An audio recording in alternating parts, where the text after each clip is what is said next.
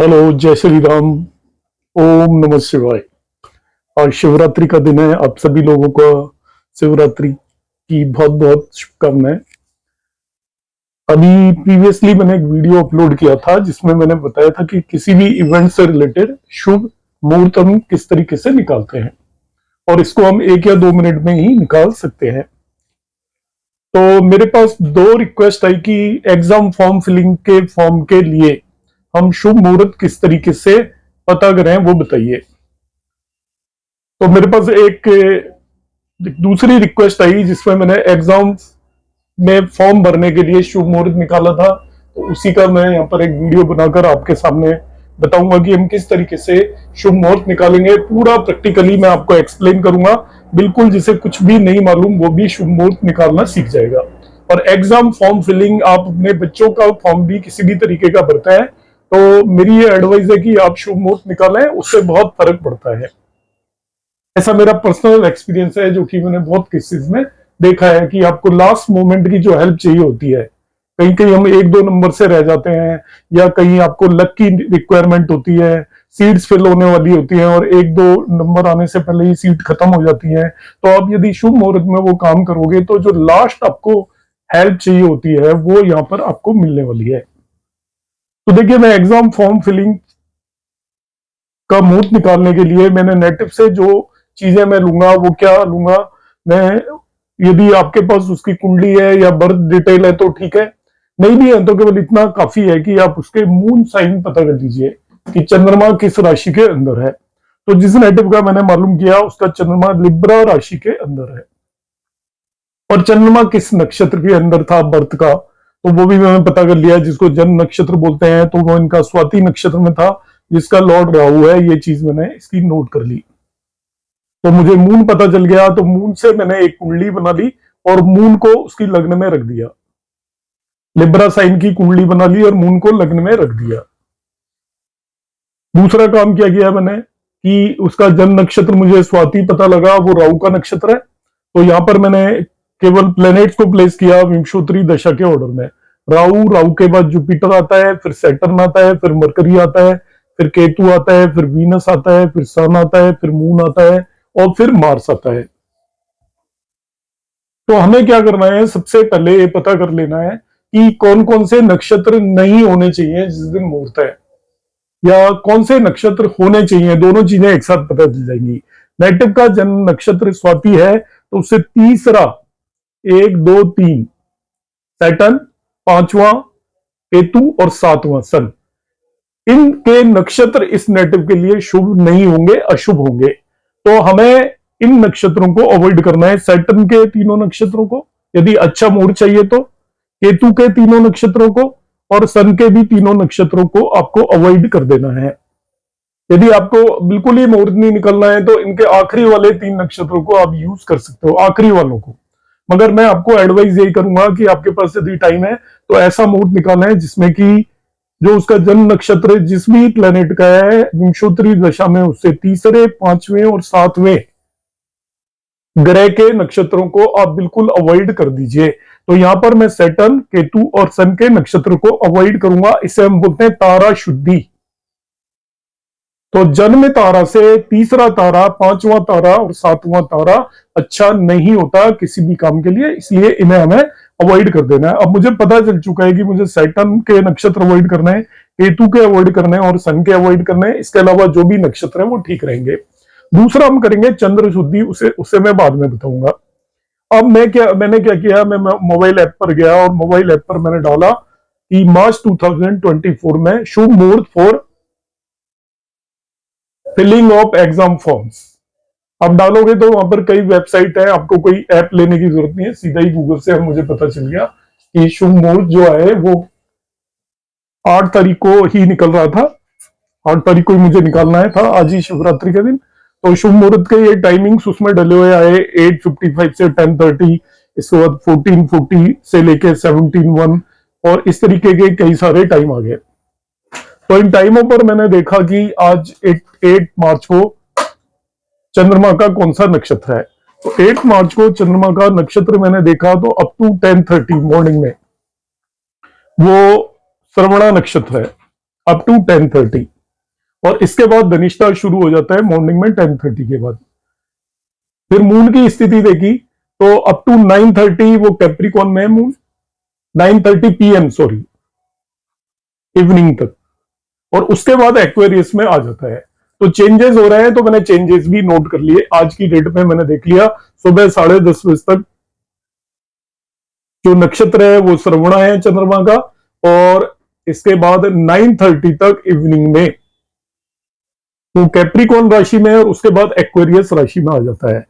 अब हम जब यहां पर देखते हैं तो अब मैं इसकी तारा शुद्धि करूंगा सबसे पहले। तो तारा यदि श्रवणा यदि मैं लेता हूं तो वो एक्चुअली मून का तारा है, तो वो भी एक्सेप्टेबल है, उसमें कोई दिक्कत नहीं है। मून के तारे में भी हमें कोई परेशानी नहीं है। इसके बाद आता है आपका धनिष्ठा, जो कि मार्स का तारा है। ये इसके मित्र और अति मित्र तारे हैं, तो तारा शुद्धि हो चुकी है। 8 मार्च को इस नेटिव के लिए तारा शुद्धि हो जाती है, क्योंकि केवल सैटर्न, केतु और सन के नक्षत्र अवॉइड करने हैं। आज की डेट में 8 मार्च को सुबह 10:30 बजे तक श्रवण नक्षत्र था, जो मून का था, वो इसका मित्र तारा है, कोई दिक्कत नहीं है। और उसके बाद जो शुरू हो रहा है धनिष्ठा, वो भी इसके लिए अति मित्र तारा है। तो ये दोनों ही तारा इसके लिए सुटेबल है। तो इस तरीके से मैंने तारा शुद्धि कर दी, और एक चीज खत्म होगी, कोई दिक्कत नहीं है। 8 तारीख को इसका तारा शुद्धि हो जाती है। अब मैं इसकी चंद्र शुद्धि करूंगा। तो शाम को 9:30 बजे तक, 9:30 PM तक चंद्रमा कैप्रिकॉन राशि में है। तो मैंने आपको कहा था कि चंद्रमा को लग्न में बनाकर, नेटिव का जो चंद्रमा है कुंडली का, वो 7 साइन में है, लिब्रा या तुला राशि में, उसको लग्न बनाकर मैंने एक कुंडली बनाई थी। तो यहाँ पे मैंने लिख दिया 7, 8, 9, 10, 11, 12, 1, 2, 3, 4, 5, 6। तो चंद्र शुद्धि किस तरीके से करते हैं? नेटिव की का जो चंद्रमा जिस भी राशि में हो, उससे 4th, 1, 2, 3, 4, 8th, 5, 6, 7, 8 एंड 12th, 9, 10, 11, 12, मतलब ये जो मैं सर्कल मार कर रहा हूं, 1, ये दूसरा सर्कल मैंने मार किया, और तीसरा सर्कल मार किया। इनमें चंद्रमा नहीं होना चाहिए। यदि इनमें से किसी में भी चंद्रमा है तो वो मुहूर्त इस पर्सन के लिए ठीक नहीं है, और चंद्र शुद्धि नहीं होगी।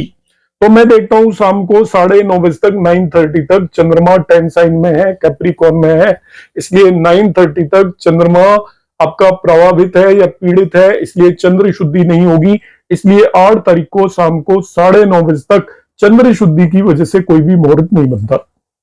तो मैंने देखा कि 9:30 बजे के बाद भी कोई मुहूर्त है क्या? तो 21:50 से लेकर 21:50 से लेकर 22:28 तक भी मुहूर्त है। उस टाइम पर मून एक्वेरियस साइन में चला जाता है। 9:30 के बाद एक्वेरियस साइन में मून चला जाता है, तो एक्वेरियस साइन में कोई दिक्कत नहीं है। तो मैंने इनको टाइम बताया शुभ मुहूर्त का कि इवनिंग में 21:50 से लेकर 22:28 तक ये अपनी एग्जाम का फॉर्म फिल करें। एग्जाम के फॉर्म फिलिंग में आपको केवल ये ध्यान रखना है कि आप प्रोसेस उस ड्यूरेशन में स्टार्ट करें। वो उसको फॉर्म को पूरी तरह फिल होने में आपके 1 दिन लगते हैं, 2 दिन लगते हैं, 2 घंटे लगते हैं, 3 घंटे, कोई बात नहीं। मुहूर्त का मतलब होता है आप कमेंसमेंट ऑफ वर्क, काम कब शुरू करेंगे उसका मुहूर्त होता है, खत्म वो कभी भी हो जाए। अब मैंने इसमें और एक खास बात जो नोट की, वो देखा कि भाई ये जो टाइम निकाला है इसका आप चौगड़िया भी चेक कर लीजिए। यदि वो चौगड़िया अच्छा है तो और भी अच्छा हो गया। तो हमने देखा कि लाभ का चौगड़िया था उस टाइम पर, तो मैंने नेटिव को बता दिया कि रात को 9:50 से लेकर अराउंड 10:30 तक वो फॉर्म फिल कर रहे हैं, और इस तरीके से मैंने इनका मुहूर्त निकाला। तो इसमें दोनों चीजें आ गई कि इससे पहले मुहूर्त क्यों नहीं था, ये भी मैंने आपको बताया है, क्योंकि चंद्र शुद्धि नहीं हो रही थी, तारा शुद्धि पूरे दिन थी। तो जब भी किसी वर्क से रिलेटेड आपको मुहूर्त निकालना हो तो आपने ये 2 ही स्टेप्स का ध्यान रखना है। एक तो वर्क स्पेसिफिक होता है, पर्सन स्पेसिफिक होता है। वर्क स्पेसिफिक आपको किसी भी मोबाइल ऐप में या पंचांग में मिल जाएगा। तो आजकल हम सब लोग मोबाइल यूज करते हैं, तो आप मोबाइल यूज करिए। 1 मिनट में आपको डेट वाइज किसी भी मंथ में कौन कौन सा इवेंट से रिलेटेड आपको शुभ मुहूर्त पता चल जाते हैं, तो वो आप नोट कर लीजिए। और उस डेट में आपको जैसे मैंने बताया उस तरीके से तारा शुद्धि और चंद्र शुद्धि करनी पड़ेगी। जब तारा शुद्धि और चंद्र शुद्धि दोनों हो जाते हैं तो हम उसे शुभ मुहूर्त मान लेंगे। अब एग्जाम के केस में मैं आपको और एक चीज एडिशनली बता देता हूं। कई बार ऐसा होता है कि हम बहुत क्लोज पहुंच जाते हैं, टाइम नहीं होता, हमारे पास कोई भी पर्सन आया और वो तो कहेगा जी नहीं कल ही लास्ट डेट है और हमने तो ध्यान नहीं दिया था, अब आप यदि कोई शुभ मुहूर्त बता सकते हो तो बता दीजिए। अब भाई दी उस डेट को शुभ मुहूर्त नहीं निकल रहा है, चंद्र शुद्धि नहीं हो रही है, चंद्रमा सेम नक्षत्र में या सेम राशि में 2-2.5 दिन तक रहता है, यदि नहीं हो रही है तो अगले दिन भी नहीं होगी चंद्र शुद्धि, और बहुत अर्जेंसी में कोई भी पर्सन आया तब हम क्या करेंगे। तो मेरी आपको एडवाइस है, और ऐसा जो मेरे गुरुजन है उन्होंने सभी ने सुखा है कि अब अभिजीत मुहूर्त बता दें उसे। अभिजीत मुहूर्त का ऐसा माना जाता है कि वो सभी कार्यों को, यदि आपको कोई भी शुभ मुहूर्त नहीं मिल पा रहा है किसी भी डेट पर और कोई काम बहुत अर्जेंट हो जाता है, तो अभिजीत मुहूर्त में आप कोई भी काम करेंगे तो वो सभी दोषों से मुक्त होता है। इसलिए अभिजीत मुहूर्त आपको पता ही है कि दोपहर में 12 बजे के पास होता है, तो उस पर्टिकुलर टाइम को आप यूटिलाइज करें और उस टाइम पर नेटिव को आप शुभ मुहूर्त के बारे में बता दें। कोशिश ये होनी चाहिए कि हम चंद्र शुद्धि और नक्षत्र शुद्धि जरूर करें, तारा शुद्धि, मगर कई इमरजेंसी आ जाती है तो अभिजीत मुहूर्त को आप चूज कर सकते हो, वो इक्वली पायस होता है, अच्छा होता है और वो भी आपकी हेल्प करेगा। उम्मीद है आपको यहाँ पर शुभ मुहूर्त निकालने का कंसेप्ट समझ में आ गया होगा। नमस्कार, धन्यवाद।